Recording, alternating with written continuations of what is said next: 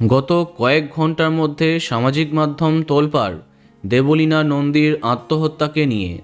দীর্ঘ সাংসারিক অশান্তির কাছে হার মেনে শেষমেশ আত্মহত্যার পথ বেছে নিয়েছিলেন এই জনপ্রিয় গায়িকা।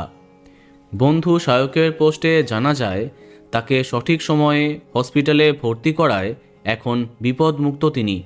কিন্তু কি হয়েছিল সেই রাতে, এবার সবটা জানিয়েছেন দেবলীনা নিজেই।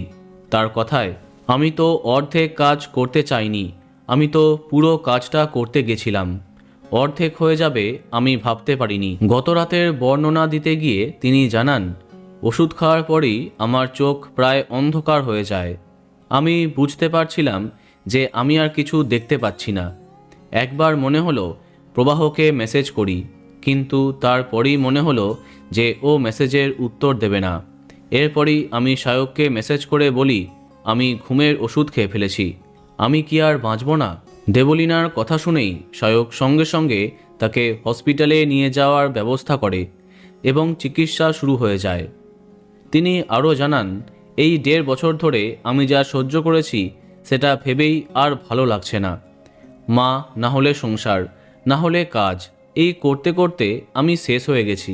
প্রসঙ্গত উল্লেখ্য, 2024-এ ভালোবেসে 7 পাকে বাঁধা পড়েছিলেন দেবলীনা এবং প্রবাহ। সোশ্যাল মিডিয়ায় দেবলীনা যে ভিডিও শেয়ার করেন তাতে বোঝাই যায় তিনি শ্বশুরবাড়িকে নিয়ে চলতেই পছন্দ করেন। কিন্তু মায়ের সঙ্গে দেবলীনার সম্পর্ক কিছুতেই মানতে পারছিল না শ্বশুরবাড়ির সকলে, বিশেষ করে তার স্বামী।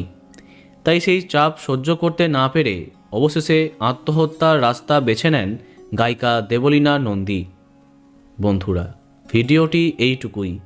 বাংলা বিনোদনের অন্যান্য খবর পেতে সাবস্ক্রাইব কারেন্ট বস। ধন্যবাদ।